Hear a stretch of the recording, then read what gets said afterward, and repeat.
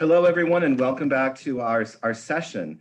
Once again, my name is Kevin Weary, Director of College Events and Cultural Planning, and I really hope that you enjoyed the workshop that you selected. I know it must have been a very difficult choice among these four amazing and talented artists, but we have recorded the workshops and we'll make portions of that available to you, so you really won't miss out. This idea of this crucial conversation among artists is something new for us here at our institute. And it is really, I think, very important because, artists through expressing their talents and sharing them, sharing from their own experiences, help us to challenge our cultural narratives, and through their work, they help us to shift our imagery and our imaginations, inspire our emotions in ways that no one else really can. So artists are central, I think, to our conversation and to education in general. They're not peripheral, not to education or social change. And that is why we're bringing all of our artists back together to have a conversation for us and with us. Those four artists, once again, are Reggie Gibson, who is our moderator. We also have Cristela Guerra. We have Paula Mendoza. And Kevin So isn't on the screen now, but he'll be joining us shortly. Oh, there he is. Here he is, right on time. Conversation will be for about 40 minutes or so, and then we'll be taking some questions from the audience. So please leave your comments and any questions through the conversation that you have in the chat feature, and we'll be moderating that and sharing that with Reggie and the other artists shortly. So just before we begin, I want to introduce officially, since he's our host, Reggie Gibson. And Reggie is definitely a friend of Bunker Hill, has been working with us for a larger part of a year. But for those of you who aren't familiar with Reggie's work, he's a literary performer and an educator. He has lectured and performed all over the United States, Cuba, Europe, and many other places. He's received many poetry grants for his award and for his scholarship, and has lectured on everything from American history, culture, music, and mythology. He's composed text for Boston City Singers, Mystic Chorale, Handel and Haydn Society, and so many others. He's also on the faculty as a teaching artist with Emerson College and with Clark University. And currently, his project is working with scientists and policymakers to craft language around issues of politics and climate change. And Reggie will be introducing our other artists to you. Welcome, Reggie. Thank you, Kevin. And thanks everyone who's made this fourth annual Center for Equity and Cultural Wealth Institute happen. And our topic is, the working topic is the urgency of now. And certainly when we look around, we can see that now is filled with so many, many urgencies. And we're looking at how do we speak about and engage in transformative resistance in higher education, as well as cultural capital. And what does that mean? And so I am just an artist who's going to moderate a conversation between all four of us, and we'll see where this goes. I'm going to give you some of their background, and it's very impressive stuff. And so maybe if you have questions, you might want to ask them something about in their background as well. But I'll read them, and then maybe we'll talk a little bit after that about the workshops that they did that I wished I could have been in but could not.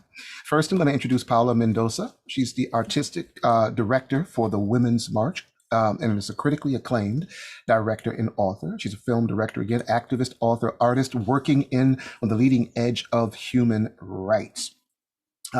She co-authored the New York Times bestseller, Together We Rise, Behind the Scenes of the Protest, Heard Around the World. Paula's most recent book, Sanctuary, was released to critical acclaim, and she has films and has premiered in some of the most prestigious film festivals in the world. And she was named Glamour Magazine Woman of the Year for 2017, and one of the Filmmakers Magazine's 25 New Faces of Independent Film. So clearly she's lazy. Clearly she just doesn't like to work. Next, we have Cristela Guerra. And she is a voice that should be familiar to so many of us. She's an award-winning journalist and senior arts and culture reporter for WBUR's The Artery. Yay! keeping artists working and keeping some gazes on us. Thank you for that. She's worked nearly 4 years with the Boston Globe, beginning with in the features department and then making her way to the Metro. And she's covered the COVID pandemic, blizzards, immigration policy, and the aftermath of Hurricane Maria, and all kinds of culture and stuff going around New England. So I would recommend you also go on NPR and look at some of the stuff that she's also done. I think you would absolutely love how her approach. In 2014, am I using the pronoun correctly? Is it she? Is it what should I be saying? I didn't ask you that. There's nothing written. She, her, hers. She, hers. Okay, thank you. Sorry about that. And was it the news press? In 2014, she was part of a team that won regional and national the award for the Edward R. Murrow Award for her 2-day series called A Spark of Hope. She also volunteers her time with Girls Inc. as a mentor. In 2019, Amplify Latinx nominated her as one of their 2019 Latina leaders. And then our last artist we're going to look at is Kevin So. And he's a Chinese-American musician who has garnered the respect of fellow musicians like Kev Mo, yay, Amos Lee, Melody Gardot, Simon Lynch, and has won over members of the press. I really suggest you also go on YouTube and listen to some of his stuff and then buy some of those albums because he's a very, very talented individual. He has built a very loyal fan base, and if you hear his music, you'll see why. He has a passion for singing.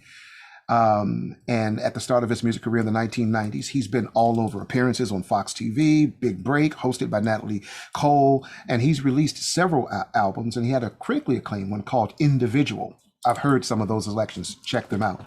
And he's toured extensively around the United States. And he's come back to Massachusetts after being away for a while. And so far, he's released 12 full-length albums. 12 full-length albums. The latest is Soul, S-O-U-L, Speaking of Universal Language. I think that's the latest one. So with this, I'm just so happy to be in conversation with all of you, with all of these. I know everyone has a lot of information, but also a lot of lived experience when it comes down to art and engaging with that. First, I'd just like to know if you might want to hold forth just a bit on what your workshop was about and whether there was any sort of revelations or something that was new for you or how you felt it went. I'd say, why don't we start first with Paula? Yours was called The Role of the Artist in Times of Crisis. Is that correct? Is that the workshop you gave? That is correct. Thank you, Ed. Sure. I'm so happy to be here. The workshop was really sharing my work and talking about my process. And then, delving into a little bit, because it's Zoom and it's always difficult, but how when we're telling these stories and when we're on the front lines of telling difficult stories in complicated moments, what happens with our heart? How is it that we walk through these spaces? What is our responsibility to the people whose stories we're telling? What is our responsibility to ourselves? And how do we continue to do this work under the circumstances that we're living in at this moment? Yes, thank you. Thank you for that. And next we'll go to Christella. Yours was There Are No Monoliths, Journalistic Integrity in a World of Untruths. Is that correct? Is that what you worked with today? Try to. It's a okay. Lots of breath in 60 minutes. But yeah, I mean, I think the sole focus was to sort of address questions of objectivity. How does a journalist do their job while embracing all of their identities? I am a queer Latinx immigrant from Panama. And up until maybe 7 years into my career, most people didn't know much about me. I would share sparingly. And I think that you can't truly do good journalism if you aren't fully honest about who you are and what you think, and transparent about your process, and held accountable by readership and the constituency, the citizenry as a whole, because our nation has rights and freedoms of the press that other countries do not. But we sort of expect journalists to be these vessels and who share stories, but then don't talk about themselves, as if we don't erase ourselves. And I think journalists of color cannot and should not, and that actually weakens their work. Thank you. Thank you for that. And finally, we'll go to Kevin. Kevin, your workshop, I think it was called Coming Full Circle, right? That was more of a discussion based, something like that. Could you tell us a bit about that? Oops, you're not. We can't hear you. At least I can't. Here we go. Oh, there you are. Yeah, I had the mixer thing on. There are those mellifluous tones. Yes. Yeah, it was. I mean, it was more of a like a TED talk. I felt like I wish we had more time. That was the one thing. That's what I'm sorry I'm late to this because we just ended at 10:30, and I just kind of kept going because just to catch people up to, because a lot of people I assume don't even know what I've done or who I am. So I felt like if I'm like preaching away and telling people all these life lessons without them even having any sense of what I've done, like what the hell has he done? So I felt who's like, this guy? Yeah, it was like you have to give them the brag sheet before you can tell them, but you don't want to come across as bragging. And then I also managed to, I had to play some music because it's like you have to say, hey, this is why I'm doing it. This is why I was, asked to be here, and try to back it up. I guess you'd say, right? Back it up with with your talent, if that. So, Right. And then I would have loved more, being able to open it up to questions. Right.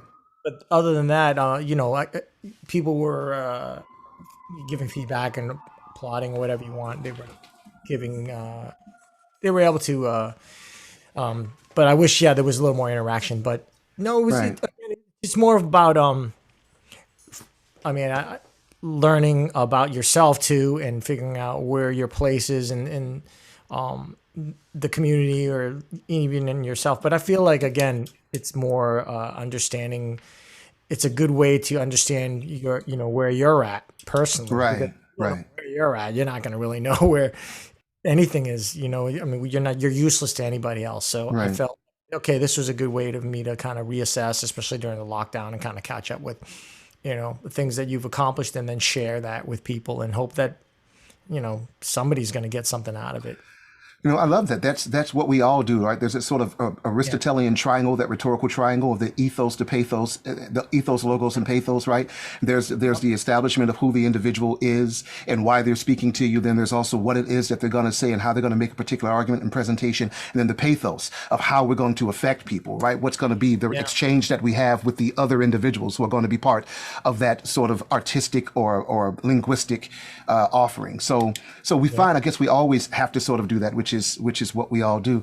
My workshop was called How We Got Over. And how we got over it was based upon a song by Mahalia Jackson, who's an African American gospel singer, and it was speaking about Black survival.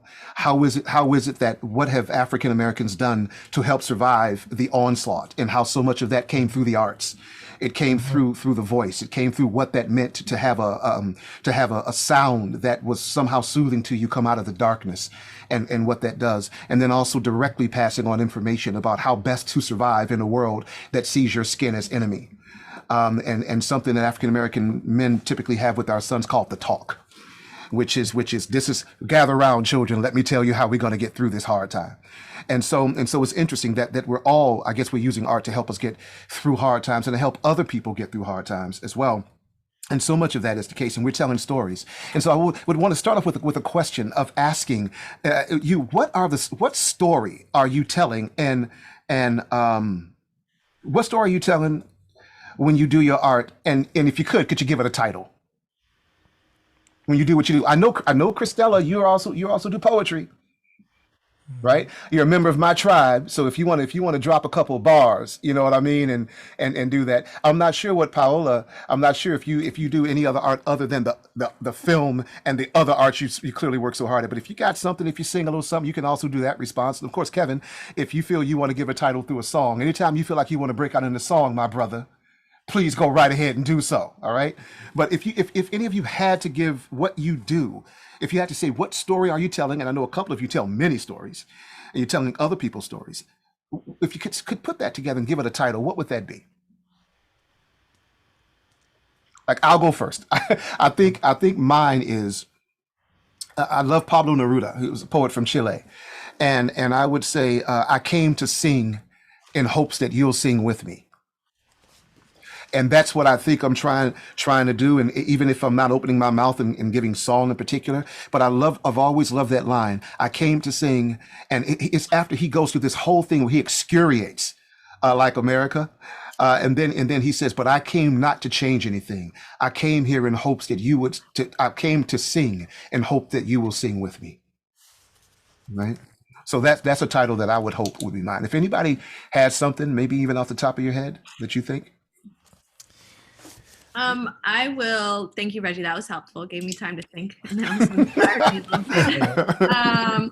So I tell the stories of immigrants. So this is actually something that was in part of our workshop, and a proverb, a Mexican proverb, and or a quote from a Greek poet whose name I'm forgetting.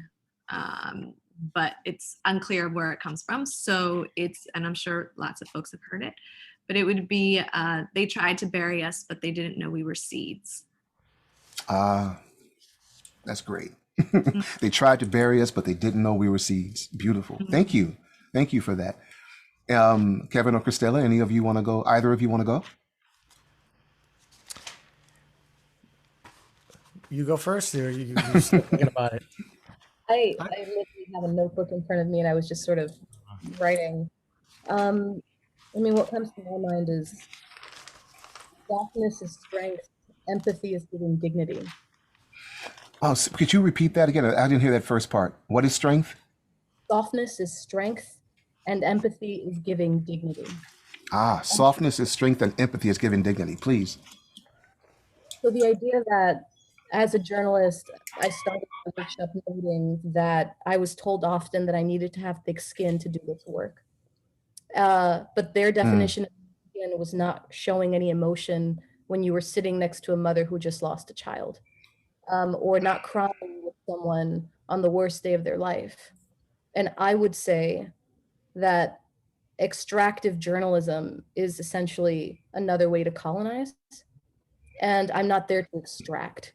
I'm there to share an experience with you, whether victory or tragedy, and hopefully capture your story not as a funhouse mirror, but in exactly what you told me, so that ultimately we can maintain not just the credibility of journalism, which is all we really have, but beyond that, if we are the rough draft of history, if we are the first witnesses of these moments, of the movements last summer, my beat is race and equity. So I'm talking about culture and language changing as we speak. I want to give that, but often they're not my words. So they should be captured in as authentic and truthful a way to be able to kind of push the discussion forward and make people feel represented, because when they're not, it almost is, it's a betrayal of they themselves. And how can anyone trust journalism if they aren't being transparent and fully accountable to what they write? I think it's very enlightening what you said when you said it was a form. I forgot what you said, what kind of journalism, but it was this sort of extracting journalism or whatever that is. But you said it was a form of colonizing, right? Yeah. So please go, please. No, I mean, journalism's fucked up. Like we did not cover civil rights properly. We wonder why communities of color don't trust newspapers in their hometown, because ultimately newspapers only showed up as the albatross on the ship. They were only when we were suffering and dying. Journalists of color are then expected to come into a newsroom and be the representative, as if we are the messenger. We're the ones to say, trust us, it's okay. But we can't change a system on our own that has historically been oppressive. So I work at the Rotary with mostly women, mostly Black and brown women, mostly queer women. And the work that we do in arts and culture is a way to get at issues of race and equity, to highlight not just art in museums, but how museums have gotten artifacts that perhaps was done through really devious means.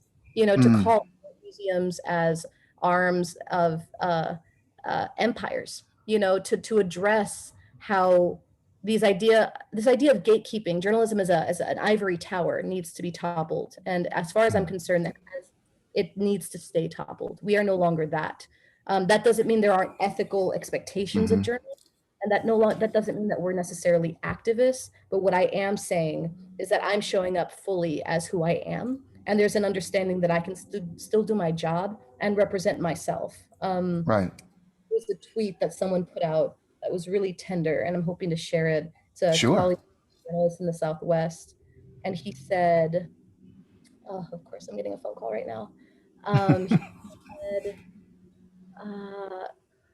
there was a question, what keeps you from leaving journalism? Tender answers only. And Obed Manuel, who I believe works in Oak Cliff in Denver, Colorado, someone has to look out for my people, might as well be me. That's how I look at journalism. And we're going to circle back to that in a minute. Thank you so much for that answer, for that response. And Kevin, do you have anything to say about what you might, what story are you telling when you do your art? Because I've listened to your stuff, and you do tell a lot of stories in your work, and you've given them many titles. But if you could give it something now, what would you say that would be? I think I would just, it's like if I were to see my biography, the only thing what I keep seeing is just essentially like the words American songwriter, you know? And I feel like my guess is because it's sort of the understatement of it. It says itself, you know. I mean, obviously my face says enough of my ethnicity and all that, and just to say American songwriter, because it's not that I'm hiding. Those feelings are there just so I can tell you, since you guys are people of color, to say, yeah, of course, but it's sort of like, no, duh, you know. But to say you're American songwriter, there's a magazine called American Songwriter, right? And it just seems like there's always white people on there, and but it is American Songwriter. And just to say I'm an American songwriter doesn't overtly state, you know, politically, or, you know, there's none of that, you know, social justice stuff, because it's sort of like, you know, it gives everybody the opportunity to decide what they want to do, to peel with, you know, they want to go beneath the surface. You know, that's how I felt doing this for, you know, 25 years. It's sort of like, end of the day, in some way, you're a politician. You're an artist, but you're also an entrepreneur. You're selling yourself. You're trying to eat like everybody, and you realize, I think the most humbling part of life is that you're just, you know, I'm a songwriter. You know, I'm a human being. I mow the lawn. You know, and everybody works their ass off to get paid. I mean, that's the one thing. Like the lockdown, right? It is definitely. It's like even things out, or if anything, it's exposed a lot of people too, including yourself, and say, all right, well, this is what I do. This is what I love to do. This is what I don't want to do. Or, you know, there's so many emotions, like, God, this is what I've done. Oh my God, last 25 years. I can't believe I've done that. You know, the time to reflect. And you want to also give people an understanding of, like, you know, you want to give them the choice. And if I painted myself as like Chinese American, the Bruce Lee of folk or whatever, I've certainly sold myself enough ways to describe myself, because of depending on the theme or depending on my mental state at the time too, right?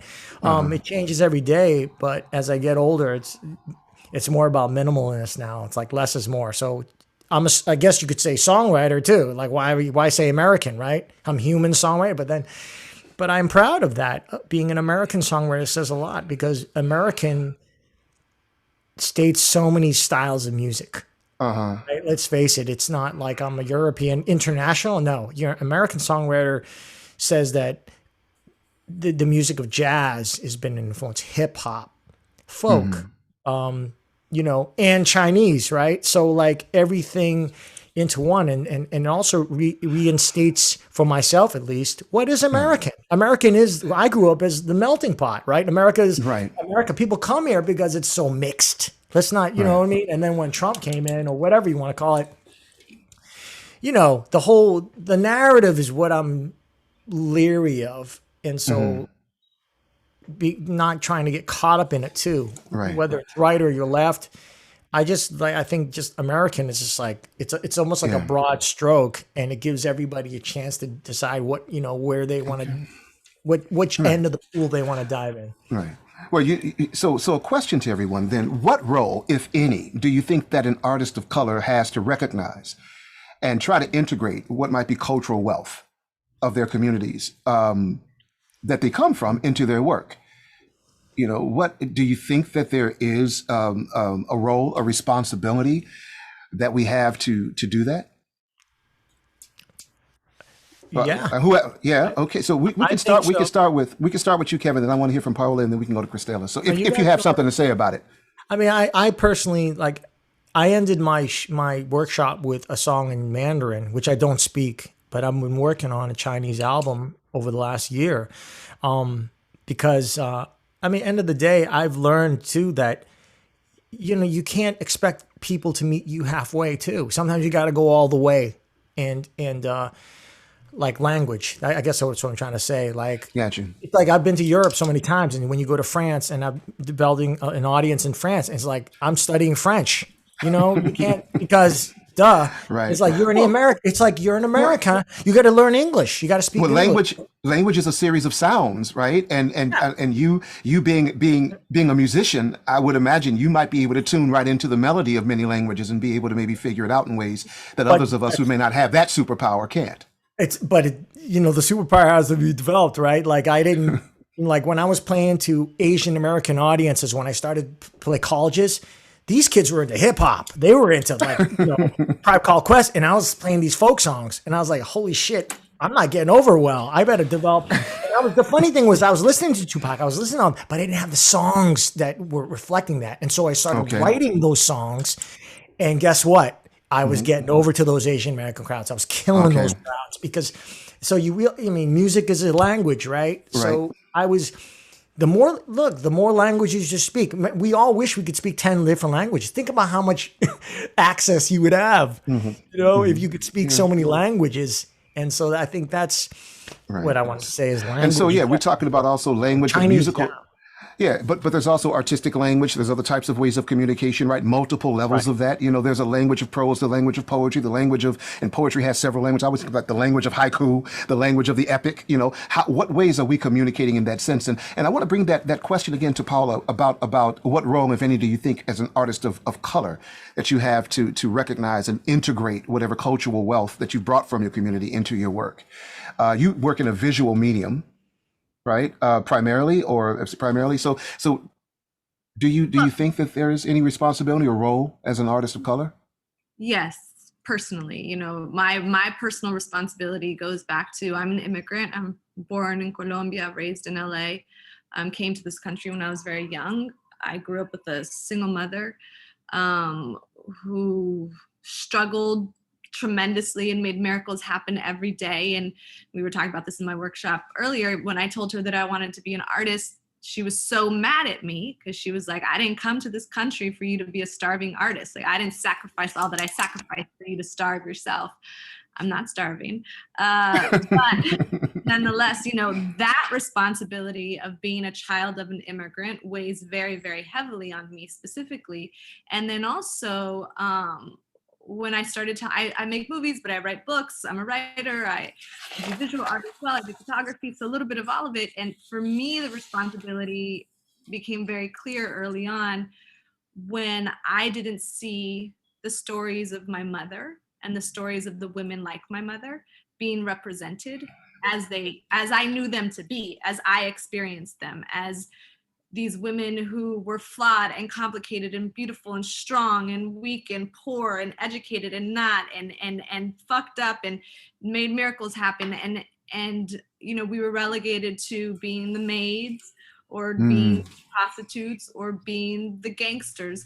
And so, which was part of my experience, but definitely not all of my experience. And so for me, that responsibility comes very deeply tied to the connection to my mother.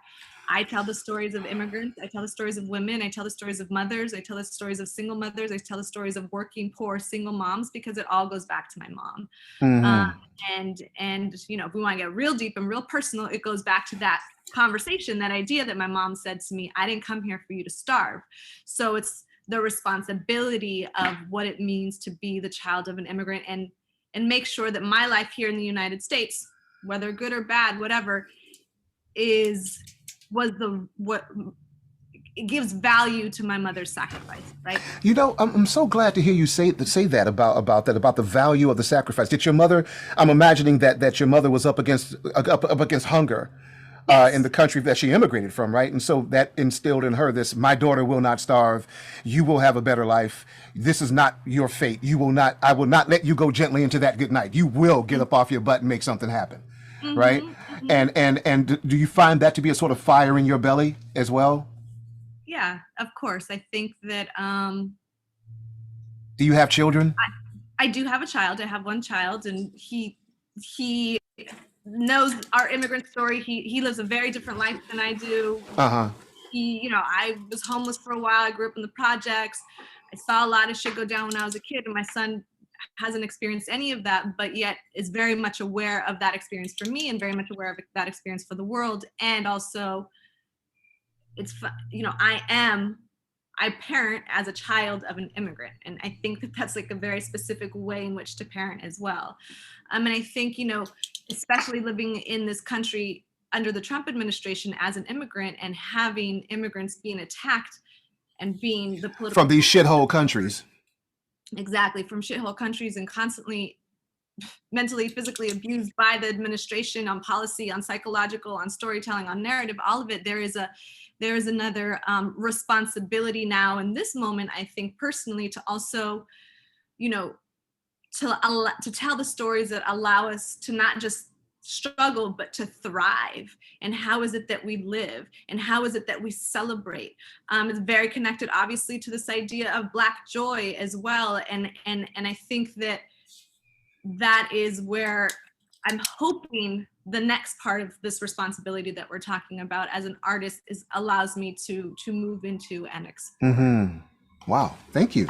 Thank you. And then finally, we'll toss it over to Christella. It was the question about what role or responsibility an artist of color might have to recognize and integrate cultural wealth from their community into their work.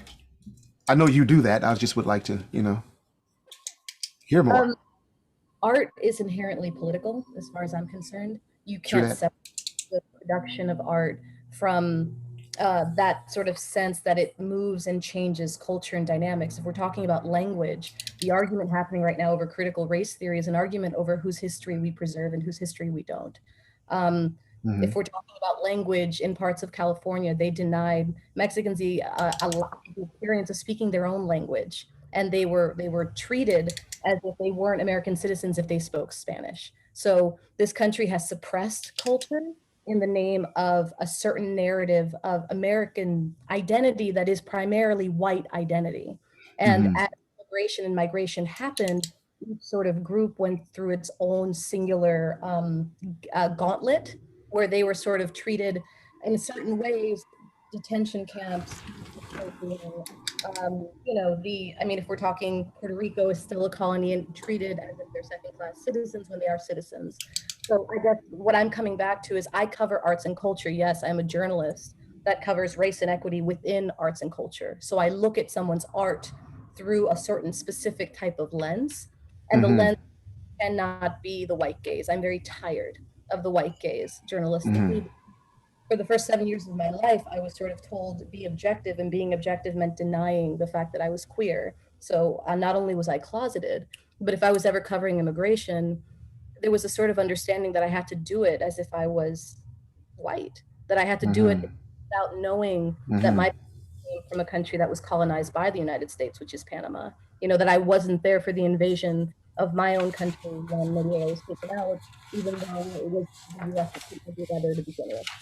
So it really wasn't until maybe a decade into my industry that I felt like I can help change things by embracing who I am. And that was being raised in church and coming out of the closet and not thinking that I was going to hell. That was knowing that like I have a story to tell that is just as important, despite the fact that it's my lived experiences, that I can relate to the people that I'm meeting and that I can share with them just as they're sharing with me. And they will feel as if not only do they have allies in the journalistic industry, but they're allies, sorry about traffic. They're We're all people, sorry about traffic. yeah, I was gonna say, they're people from our community. And that's why it's revolutionary when you have people of color, people with different abilities, people who speak different languages, people of all types in a newsroom. Because for the longest, we were just trying to get a seat at the table. Fuck the table, break the table, change the table, take over the fucking table. Like ultimately, we need a table to be deconstructed. You know what I'm saying? Let's get a picnic blanket. The system of oppression that journalism is into, it does the exact same thing. It consistently maintains this colonial view of what stories are important and what stories are Uh-huh. heavy. And it romanticizes so much that this country has done historically, which is Mhm. maintained by people who's like, there was the guy recently that made the statement, I mentioned it in my workshop, who was like, American values are the people that came over here for religious freedoms, where there was nothing here except Native American culture, which in And lots of them. right. And so I think it's a question of like, what does it mean for Indigenous Mm. people to tell their own stories? What does it mean for Latinx people to tell their own stories? For Asian Americans to tell their own stories? I mean, I am very cautious about the stories I take on, even culturally, knowing that there are others in my community, in my colleagues at the UR that can do it better than I can. So I guess, yes, I think art is political, and I have a responsibility as a person of color in a newsroom to make sure that stories are being told from all perspective, and that they're just not coming to us for like a quick soundbite. That's Mhm. why Mhm. I, every piece, I don't say Cristela Guerra, I say Cristela Guerra. So people know exactly who I am. I mean, Mhm. that in essence, a revolutionary act, and it shouldn't be. Thank you. Now, have you all always recognized that your experiences as an artist of color to be an asset to your art? Was there ever a time when you may have lost the idea that it might be an asset? And I ask that specifically because, the three of you might be considered by some standards of being white adjacent, in which it might be tempting to say, okay, if I don't represent culturally where I'm coming from, then there's certain ways I can pass, right? There's certain ways I might not come under a certain particular gaze. How have you used your experiences in your art, or have you ever been tempted to not use who you are fully in the art because of what it might wrought for you? When I was a young journalist, I didn't think I thought that I wouldn't actually. I mean, honestly, covering minority affairs puts you in a certain position. Minority affairs, ethnic issues, which essentially was covering all aspects of the diaspora, all Mm-hmm. aspects of the community, not just what the editors who were usually white wanted. If I'm going into a historic Black community, there was an understanding that they didn't trust us as journalists in general, and there were Black reporters who probably would do the job better simply because perhaps people would be more comfortable with them, And those conversations are being had now in ways that I am so touched by. Even covering the protests last summer following the murder of George Floyd, Mm-hmm. and understanding like we're all doing this from a very specific gaze and perspective. And there are certain stories that Black reporters do not want to do. So how do we support one another as things come up? In the same way that Angus Chan, who's a colleague of mine, did a piece on the discomfort following the murders in Atlanta of Asian Americans, that I spoke to Asian artists. I wanted to do a piece, but I don't think I was the person. And so there are times where you need to take a step back, and there are Mm-hmm. times to take a step forward. That's my perspective. And I was really young early in the business. I didn't realize that my power was in my presence in and of itself. Mm-hmm. Mm. Thank you. Thank you. I was asking about too. If I don't know if any of you, Kevin or Apollo, want to hold forth on that whole thing about always have you always recognized your experiences as an artist of color to be an asset, or were there times when you may have been tempted to not focus on that because it might have been easier? And how did you maybe find your way back if you did? I will say that so I started off as an actress first, and then very soon realized that as an actress I wasn't going to be able to tell the stories that I wanted to tell, that I was going to be relegated to those three kind of stereotypes that I mentioned earlier. So I started writing and directing. I also always pronounce my name Paola Mendoza in all spaces, and that is because when I entered school in kindergarten, I grew up in a shithole, or I shouldn't say shithole, but I grew up in the arms. So as soon as I got into kindergarten, my teachers would call me Paola. And so it was just like and then everyone made fun of me from kindergarten. So basically I changed my name from Paola to Paula. So I was Paula from kindergarten to high school.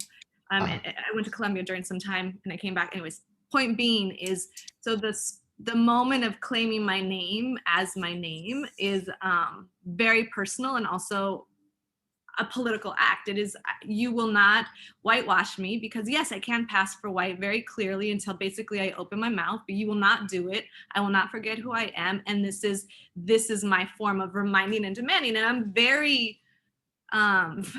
very specific about my name, and I don't mind people mispronouncing it. I understand that it could be difficult for some, but I won't tolerate people not trying.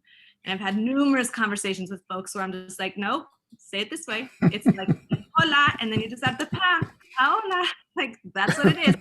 So I say all that to say that when I, as an artist, because I had that that experience of being whitewashed as a child and then claiming it back, I never had the inclination to change me to be more white adjacent. And I also was very much aware that not doing that was just going to take me longer. It would take me longer to get to where I wanted to go. And I was fine with that because it was more truthful to me at that moment. And I couldn't go back to what happened to me as a child, essentially. Thank you. Thanks for sharing that with us. Kevin, I don't know if you want to hold forth on that at all or not. I'll be fast if we got to move along with it. I mean, please. I definitely, for sure, experienced that, all the time, and go back and forth about it because I'm in the music and I'm in the entertainment industry too. And I'm not blind to the fact that, it's, but we are in this sort of woke. I talked about that in the workshop about this woke diversity thing, but I told people that I'm not buying into it completely because it's monetary, that a lot of it is, demographics is about money. It's not about necessarily about their ethic. It's not ethical reasons that they're diversifying what you see on television. I'd like to believe it. I'd like to believe that the narrative is about diversity is we're changing, but I'm also, I guess I'm a Pisces too. I'm not naive to the fact that you follow the money too, right? I mean, you see that, there's more people watching enough that, and access social media. The other point is that, yeah, of course, being Asian has been an asset. I have had the deeper lesson has been about like being optimist versus being a pessimist, right? Believing in people in general have the best intentions, because I used to be very, pessimistic and cynical about, you don't see, I used to get angry when people would say to me, I don't see you as Asian, I see you as Kevin. Right. And my younger self used to be like, I want you to see me as Asian and da-da-da. And you realize the deeper lessons. I mean, I turned 50 recently. So like I got some time to think. I'm not saying I have so much more to learn, but the lessons are like people have the best intentions in that they're trying to teach you something. Maybe there's a deeper lesson. It's sort of like, don't put your Asian Americanness in front all the time, because end of the day, you may be putting up a wall that is not necessary. Let your spirit shine, let your soul, it's cliche, but that's the reality. I lived in Nashville for 9-10 years. And, I'm not saying that I didn't write. I always write for therapeutic reasons anyways. But if you're writing I got to make sure the lead character is Chinese American, no. Especially if you're co-writing with other people, it's about that give and take. You've got to compromise to some degree of saying, hey, you're not just telling your story. You're telling this Jewish woman's story or this black guy's story because you're co-writing. So to some degree, you're not identifying with the race. It's not race-centric. It is spirit-centric, right? The narrator has a spirit. And in a way, it's harder because now you have no alibi. You can't say, it's because I'm Asian. It's because I'm just not good enough, and end of the day, there are disproving that theory because there's a guy in Nashville now named Gabe Lee who's like opening for Jason Isbell at the Ryman, he's a Chinese guy. So, it's not that, and he's good. It's not because he's Asian. He's not the token yellow guy getting hired. It's because he's good. And I've seen it, end of the day, when people, it's taken me a long time to realize I didn't make this and make that. you know, because of this. And it's easier to fall back on the fact that you're a race. But I've always said this too, like for every Asian guy who's trying to be the next Usher, there's like 150 black kids, teenagers who are trying to be the next Usher too. So get in line, you know, that if you got to be 10 times as good, so be it, or 10 times better, but you'll be 10 times better, you know, but I don't believe that. I think end of the day, right? It's like there's equality and opportunity, not necessarily quality and outcome. That's the reality. Christina or Paula, do you have a, I'm just going to ask if you want to comment on something, please. Yeah, and Kevin, I'd sort of interrogate some of what you said. I mean, can we speak to the fact that those setting the standards within the music industry as a whole are probably not people that look like us? So I guess I would ask, in the struggle to sort of succeed in any business as a whole, I don't believe that it's wokeness that's dictating like parameters of equity, because equity and equality are different things. What we're asking for is not just a seat at the table. What we're asking for is a system that allows equal rights across the board for everyone. You know, like what is Right. it? The example of like whenever you're in any diversity, inclusion, or belonging workshop, they make you do this thing where you're all in the same line, and then they ask you how many of you had a home when you were a kid, how many of you had different obstacles, how many of you had TV, how many of you had a computer, and then people realize their privilege. So if you're starting from a place of privilege as a whole, whether monetarily or color of skin, you automatically have, I mean, sort of ahead of the game, in the same way that when I got Right. into the business of journalism, they wanted me because I spoke Spanish. They didn't want me because I could give them insight into communities that were like, you know, they didn't really talk about Right. it unless we were dying. So I guess what I would say Yeah. is like, kudos to you to make it in a field that has historically been pretty much dominated by white guys. But I would speak more to your talents. It's not just that you were good enough and other people are not. I think it's that you sort of were willing to kind of put up with a lot of the shit that I'm sure you confronted in the same way that I was to get to the place that you did. It's a compliment to yourself.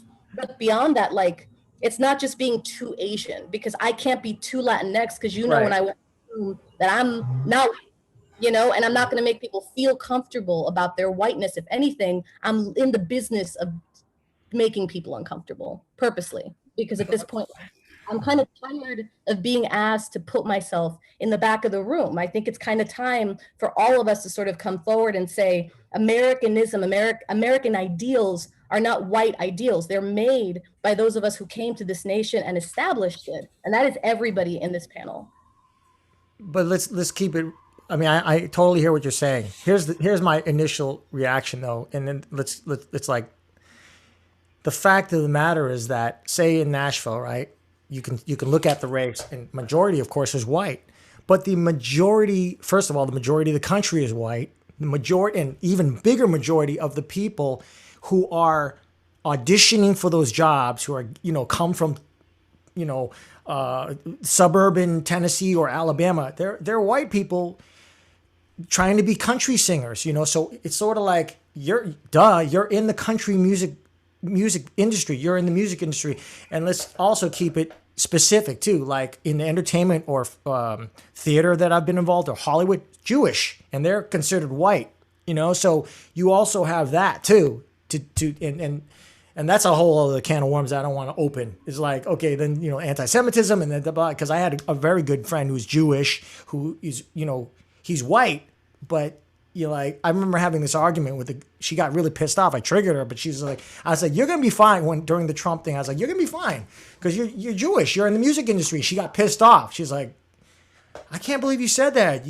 That's offensive to me. And I was like, you know, I'm Chinese, like in the music industry. I'm sorry, but I think you have a bigger chance. And I understand why she was pissed, because to some degree, like, look, I can't control, like, it's, I guess what I'm saying is you can't control the industry, but at the same time, I can't control every other Asian brother and sister and tell them, hey, you got to forget being a doctor or lawyer, or work in the music industry, you know, and struggle like I did. It's not an easy sell, because, I mean, there's a reason why a lot of people in general don't pursue music, because it's hard no matter what color you are. And if you You know, I'm I sorry, think you know, Kevin, just a second.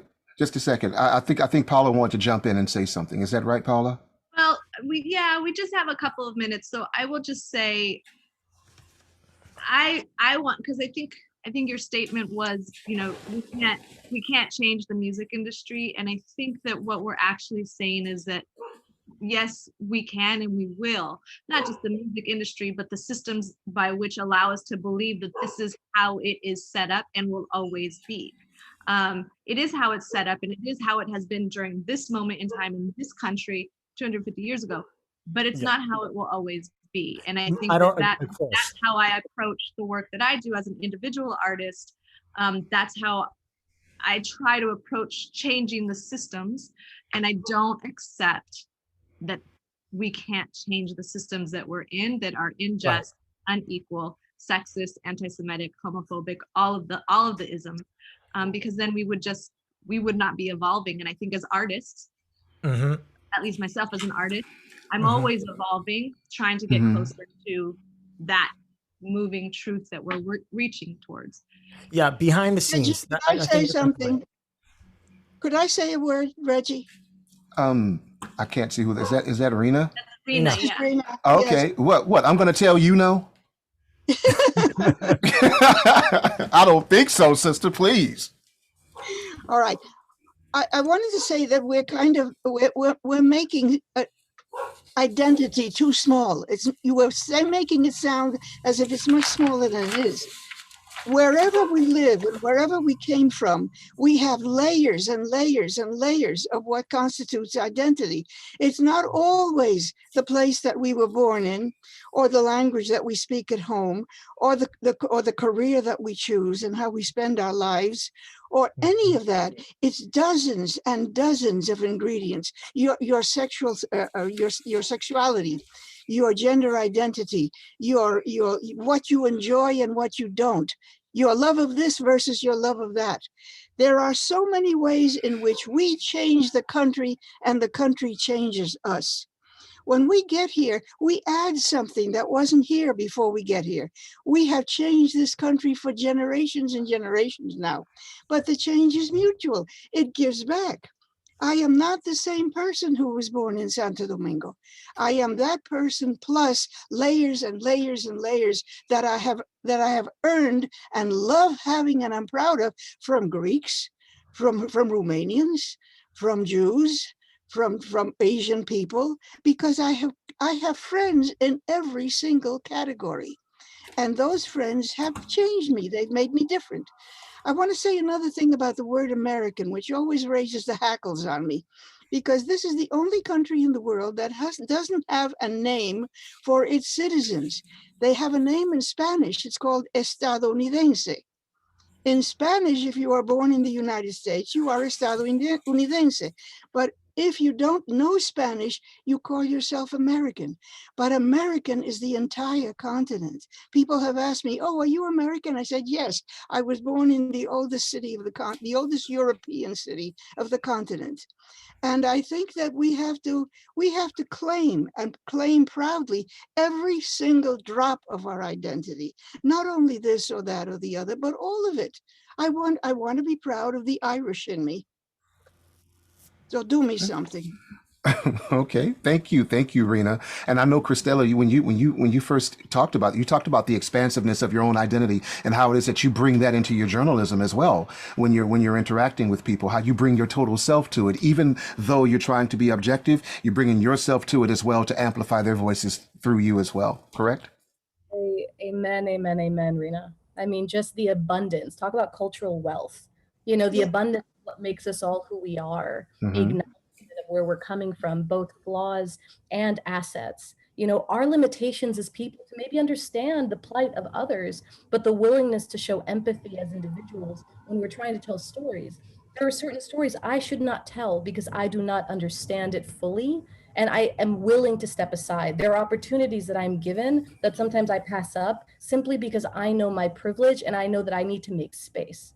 Hmm. So I guess when it comes down to it, if I use the word white supremacy culture in an interview with someone who may or may not disagree with me, people will say that's political and that's you making a biased statement because that's implying that it exists. And I'm like, yes, it exists. And I am not going to debate with you whether white supremacy culture exists, because it's baked into the institution that is being of this country, in this government that was built by slaves and on stolen land. So there are certain things I'm not going to deny in my journalism anymore. There's no reason to do so. We need to build from a place of abundance and expansive knowledge, and we need to stop denying the history that we don't like. The Absolutely. I history see that we Kevin. don't like runs through our veins, Christella, because I'm descended, probably like you too, descended not only from slaves and from slave owners and from the indigenous people who were there before the African slaves.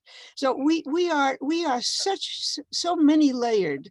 I cannot say that I can't cut myself off from the whites who put up a lot of people through hell in order to own the land and the gold, because that was my great something or other. But I am saying that what matters is not so much the past, which was bitter and angry and unjust. What matters is the present, and most of all, the future. What we do with our experience, what we do with the memory of who that slave owner was, what we do with the things that we like to brush aside. I cannot say that I am not proud to have Spanish descendant. I am related to Cervantes. Who wants to get rid of Cervantes, for heaven's sake? You know, I love every one of the cultures that I am part of. I wish I had been to Africa sometime in my life. I always wanted to go, and I'm It's sorry not too that I late. never got there. It's But not too I late. did- But I did get to Greece. So I just want to let everyone know about the time. Sure. And I don't to believe those in of you in the time. audience, our artist in residence has joined us. She's been here on the panel listening, so she offered her reflection early. But of course, this conversation, as crucial as it is, could go on and on. Yep. We have workshops, but in the last few minutes, Reggie, I just want to point to the chat. There are a few Sure. about how this work and this conversation relates to teaching and learning, both at Bunker Hill and other institutions. So I would ask all of our artists to consider the role of education in cultural, generational wealth, etc. All that we learned about yesterday, those questions, you can read them in the chat. Reggie, do you see them? Yes, I can. I'll read them. One of them is, as white educators and allies, how can we share and amplify these points without falling into the trap of appropriation? I love appropriation. I think we should be busy appropriating everything that isn't nailed down. Is there a trap to it? No, there's no trap to it, because everything on this planet belongs to me. Everything, just as I belong to it. I've translated from so many languages I don't speak, because I found ways to get through to the meaning and to imitate the music and to try to make believe that if the original poet had written it, he would have written it this way. I'm trying to appropriate all I can, because I don't want to shut anybody out, and I don't want anybody to shut me out. Does anyone have another thought to that? Yes, Christella. I would compare it to a question I got from a colleague once. We were doing recently a lot of D&I work through a consultant at the newsroom. We were discussing some of these deep issues that are very hard to unpack. And I had a colleague reach out to me on Slack. And I mean, honestly, it was the sweetest message. What he was basically saying was, I have a neighbor that just moved in who is a person of color. I don't know where they're from, but it's a very white city. And I want them to feel welcomed. You know, I know that they may not, and I don't know what to do. You know, how do I go over and ask them to, like, I want to know where you're from and celebrate your holidays and be with you and be friends and spend time together. And I'm like, this is adorable and might keep them out. So let's start. How about we start at trust? You know, like, let's start from trust. Bring a Jello mold, bring a pie, bring some cake. I said, and then if they invite you to their cultural experiences, if they invite you to the holidays they celebrate, if they then tell you where their families are from, where their ancestors are from, you build a friendship with them like you would any other people, and acknowledge at the same time that what I appreciate about you is not that you're assimilating into the neighborhood, but is your differences too. And that is the opposite of appropriation. That is education. That is abundant education. And suddenly what you come out with that is a very dear friend who knows that you're not erasing them, that you're actually embracing them. And if something comes up and people mess with them, you are going to be the first person there to hold those people. So Right. I guess Well, that's I my- object to the very word appropriation because it sounds like theft. But appropriation, quote unquote, really should be called what you just called it. You know, it's a kind of trading of what I know with what you know.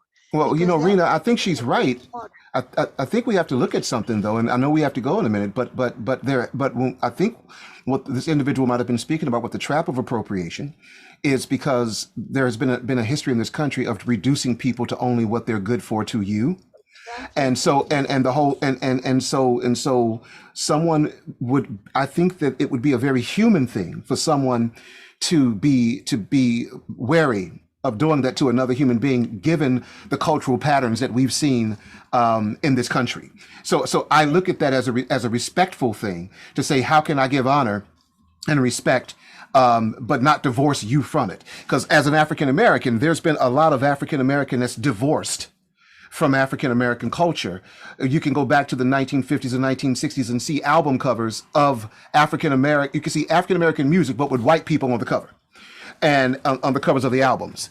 And that has happened. So when we speak about appropriation, it's this thing of how do we whiteify something, but not give credit to the people who may have created it, and not just basically be like some sort of spider that wants to suck all the juice and leave the hull. So I think that an individual is probably trying to figure out, and we do need to have this language, to how do we figure out how to move forward, given what we have known as to be the ugliness of the past, so that we don't repeat these same uglinesses in our future. And I think what Christina was talking about is about, this is how we build trust with each other.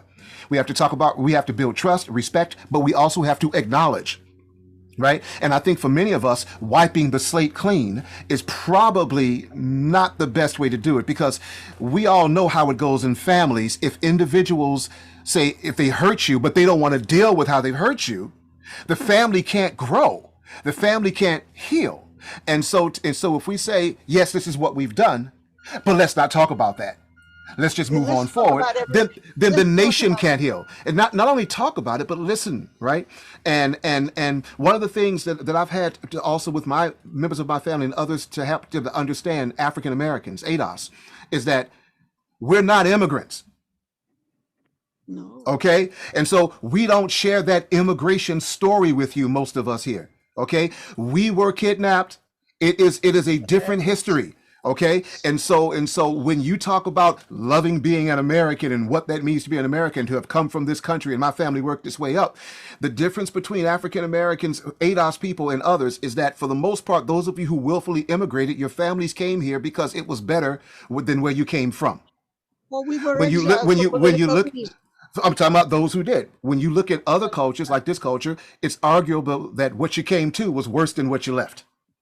And so there's a difference. There's a difference between how we think of things, and that kind of thing needs to be spoken about honestly. And I think, Kevin, could you let us know if we have time for one more question? I'd like to maybe toss it to Kevin if we do have time. We have time. I know we're up against it. Yeah, we have time for one more question. Yes, and so we can all answer this. I want to ask the question that's in the chat, and it's because, Kevin, I know you do this with your work, and I've heard your songs, and I think it falls into this category now. And so I want to ask you this: how do we teach and learn that each of us has courage, a voice, and we can contribute to the progress of this country? Is there a way we can teach that? I know you do it through song. And I know, Rena, you also have done it in classrooms, and Christella, you also do it as well through journalism. But I'd like to hear maybe something quickly from all of you, maybe if we have the time to know about that. So I ask it again, how to teach and learn that each of us has courage, a voice, and we can contribute to the progress of this country. It's trial and error, right? You test, you learn, you show by example, you teach by example. Good and bad. You make your mistakes. You fall, and you teach those failures, but you also you teach perseverance by getting back up on your feet. I think it's important for yourself first to not play the victim. I've done it too many times. And to self-analyze those things. I mean, there's plenty of resources out there. Go to the self-help section at Barnes and Nobles. There's plenty of stuff that you can learn. There's so much education out there, and it's sort of like you can't, right? You can't be a teacher until you're a student, and you know, you got to just constantly be a student. I think that's important for me. I still feel uncomfortable being a teacher, but at the same time, I'm willing to do it if I'm asked, right? I don't answer unless I'm asked. But at the same time, it's like a lot of those cliches, you know, I focus on what you can control, right? Rather than what you cannot control. Okay. I'll leave it. Thank you. Thank you. And then maybe we'll go with Raina, then we'll end with Christela, if that's okay. Well, I wanted to say that I think what we now call, what is that word that you used again? Possessiveness. Appropriation. Appropriation, which I don't like. I think we should call it onionization. Onionization, adding layers like an onion. Adding many, many layers to who you are, like an onion. And it makes you tastier. And it makes you more capable of listening to the other fellow because you're curious, because you want to know what he's like. You want to know what his experience has been. You want to know him. You don't want to be you don't want to know what other people have painted him as, because that's useless. Thank you. So it's really curiosity. It's really curiosity. That's the point. And A benign curiosity that wants to know the real Kevin. Okay. You know, not the movie. Right. And so then I'll thank you for that, Rena, and I'll toss the last to Christela. I'm going to ask the question again. Is there a way that we can teach? How can we teach and learn that each of us has courage, a voice, and that we can contribute to the progress of this country? You know, not just easy last question. I think that it starts with healing. And I think that in the same way, we're at a point in the pandemic where things are seemingly transitioning back to a state of normality, but there are things that should not go back to normal. And there are things that have been discussed in the last year that maybe because we were home and had the time to confront ourselves as well as our nation's history, we need to continue doing, because there is no healing without acknowledgement, the way Reggie put it exactly right. You know, we need to acknowledge the sins of the past, and we can't keep telling people, you know, box up those feelings, you know, it just don't. And we're doing that with the insurrection that happened like a few months ago. You know, there's so many things that we haven't faced, that we're unwilling to face because we'd rather romanticize the mythology of this nation as a country that both provides and extracts. You know, we talk about the dreams that people have coming here, and then they come here and they wonder why they feel so like they feel like they've been sort of turned upside down or inside out. You know, this country takes as much as it gives. So it's not a melting pot. I don't want to melt into this. I want to be part of it. I want to have a voice in it. I want to play a role in it. And so acknowledge people's differences and ask the questions you have from a place of curiosity and openness and vulnerability. Acknowledge your ignorance and recognize that, you know, people here all have privileges that others do not. But the things that we face the most are why it seems revolutionary that Biden just called the Tulsa, what happened in Tulsa 100 years ago. The bombing. Exactly right. So I think that, like, this is the peeling away. This is the unveiling that we're going to. It's not a reckoning, it's an unveiling, because we've been so concerned with maintaining some appearance of our nation as a place that does not have these problems. But in fact, we were built by the wound. You know, we all have scars from it. So let's face it. Yeah, thank you. Thank you for that. And I want to thank everyone for participating in this crucial conversation. And so I want to thank Paola. Is she still? No, she took off on us, but she's kind of there. Hey, Paola Mendoza, I want to thank you for being part of this, and also want to thank Christela Guerra. Thank you for that. Kevin So, and also Rena Espiat, who came in and also gave us some of her wisdom. And Kevin, are we gonna close this up, or do we just say goodbye to everyone, or is there a final I just want to say also thank you, Reggie, for being here to moderate this conversation. Sure. And all of our guests. You all unfortunately can't see how what everybody's writing in the chat, so we're going to try to get that transcript and share that. Okay. you can really see all of the questions and all of the comments that are there, because this conversation is really ending at the beginning. You know, we have so much more to say, and we are going to look for opportunities here at Bunker Hill Community College to have these conversations, hopefully to bring all of you back to have them. I think it was Kevin who started us off by saying there's never enough time. And I think that is true. There's, but I think we'll have to find time to have another crucial conversation. So I want to thank all of you. I want to thank the you audience all. for your attentive listening and for all you've been contributing in the chat. Enjoy the afternoon workshops, and we will see you all back later in the afternoon with Claudia Rankin. Thank you, Goodbye, everyone. everyone. Kevin, Thank for you, Kevin. Thank you, Costela, Kevin, Rena.